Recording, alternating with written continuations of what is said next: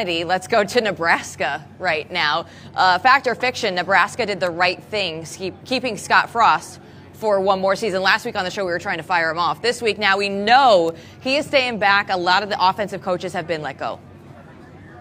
So here's the problem with Nebraska. If you fire Scott Frost, who else are you going to get? And where are you at on the pecking order? You got to think USC's open, LSU's open. Florida could potentially have been open. There's a lot of jobs out there. TCU's coming up, and you start looking at these different jobs, and you're thinking, well, where are we ranking with that, and who could we potentially get to come here? And if you watch Nebraska this year, and I've watched so many of their games, and it has been painful. We talk about those miscues with Alabama. Like, show me a game where you look at and Nebraska's played, and you're like, they look definitively outmatched. Like, they've been in every game. They've all been one score outside of Ohio State. And heck, if they would have scooped up that strip sack, they could have had a chance to go win that football game. So they've been right there. They have to find a way to play better situational football. They've had turnovers. They've had penalties that have cost them late in games. They need to get that cleaned up. I'm a believer you give Scott Frost another year to do it, because I'm not really sure if you fire him, you're going to get somebody better. I appreciate the patience, because we don't see patience anymore in college sports, specifically college football, with coaches, right? 3 years out. Florida State, Tennessee, Miami, list goes on and on. The thing that bothers me is they haven't, surely they know this, Bobby.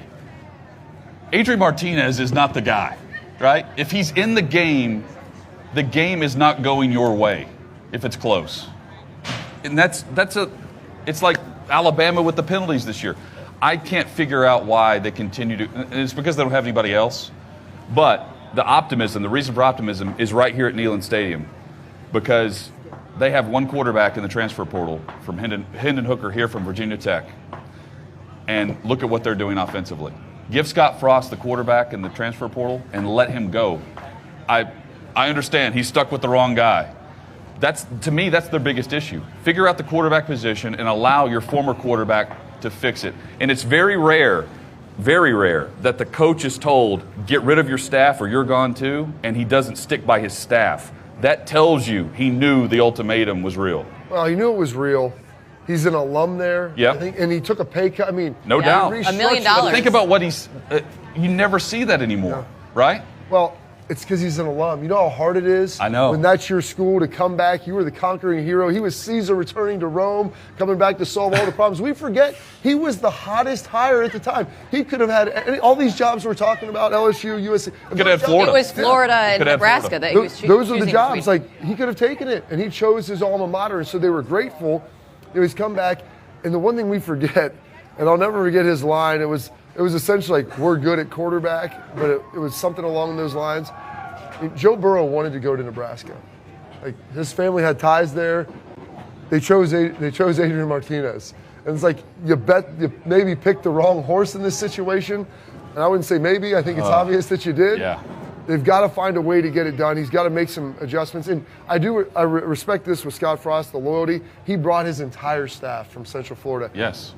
Probably shouldn't have done it. And I think it probably took a little bit of time to realize, like, these guys maybe don't have the recruiting ties that we need. Maybe they're not quite up to snuff of a big-time Power 5 program.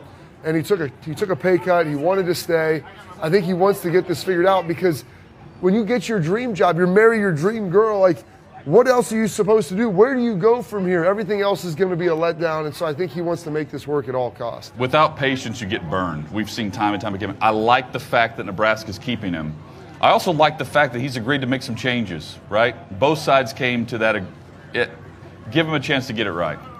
A chance to get it right. We've seen the same story at Texas now over and over and over again. The last 3 coaches at Texas all started with a 4-5 record. That is exactly where Steve Sarkisian is right now. So fact or fiction, Sark is the guy to turn it around. Finally, Texas will be back. Will they? I have no idea. He's been there 1 year.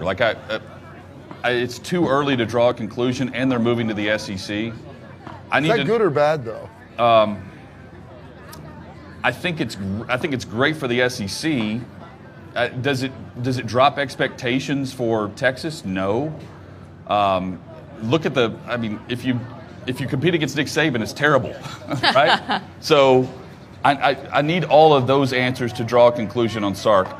I have been impressed, though, with what I've seen this year based on my expectations for what I thought would go on with the Longhorns. I think he might have been a victim of his own expectations. They came out, they get the victory against Louisiana, then they lose to Arkansas. But all of a sudden, they win some games there, and you start looking at it, and I believe they're 4-1. Like, okay. Yeah. And they had OU.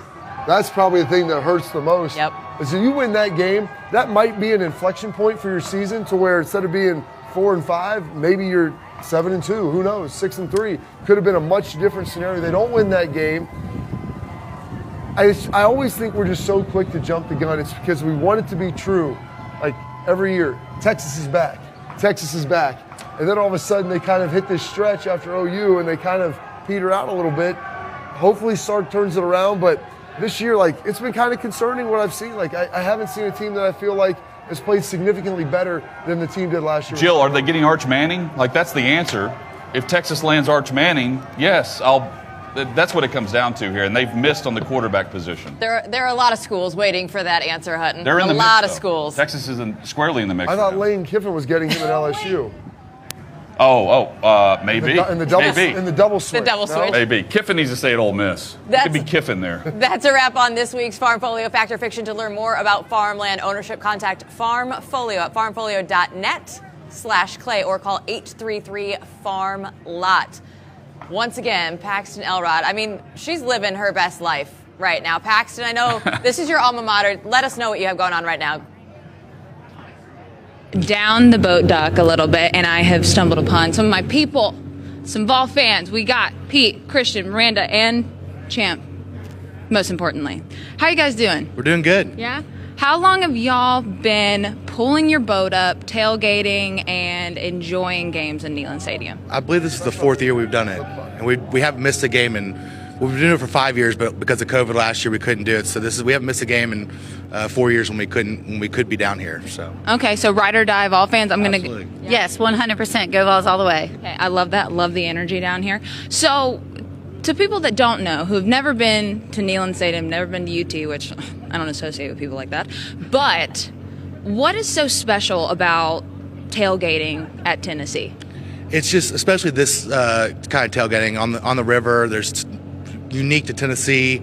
The camaraderie here is awesome. The fans are amazing. They've been loyal from day one, even though we've had some struggles here and there. We've never given up on Tennessee, and we're gonna fight for them today. So it feels like 98? Sure, yeah. I like the energy. I like that. So we just had some other fans come down. Obviously, this is very unique to Tennessee. Do we know any other school that competes with tailgating on a boat? I believe there's not anyone that gets close to this. So no, this is a very unique experience for university sports. Absolutely. So I love that. I have one question for you. How many of these are you going to drink today? I got like 50 of them, so hopefully all of them. So you're going to go for 50? Like, you're going for it? Oh yeah, by all means. Okay. Well, on that note, guys, I'm going to go on their boat, Beautiful Dawn, and share some drinks and tailgate with them, and I'll catch you guys later. If they have 50 of them, we're coming down. Yeah, might as well, right? We'll be there. They have a few. Yeah. Paxton, I just want to go hang out, and she always gets to eat. She gets to drink. She gets to do the best stuff. We're the ones sitting here at the table. She gets to go do all the fun stuff. It was my first show in here. I didn't know how appropriate it was to open a live and active beverage during the show. It's encouraged. Okay, well, if that's the case, Tailgate. maybe we come back from the break. That might be what's happening. When was the first time you tailgated? I will tell you this story. We would, when you go as a kid and your family and friends. Yeah, but as a player, you don't get to see any of this. I would sit there, and the way it sits at Ohio State is the hotel that the players stay at. It's adjacent to the stadium, and you can see all the parking lots. And we played a handful of night games. Didn't play a ton back then, but on those night games, you would sit there during the day, and I just watch everybody. I'm like, that looks like such an awesome time. I can't wait until I'm done playing to be able to go and experience that, because these big schools, it's absolutely fantastic. So much passion, so much fun. And so I get to do it when I was playing in the NFL maybe once a year for home games.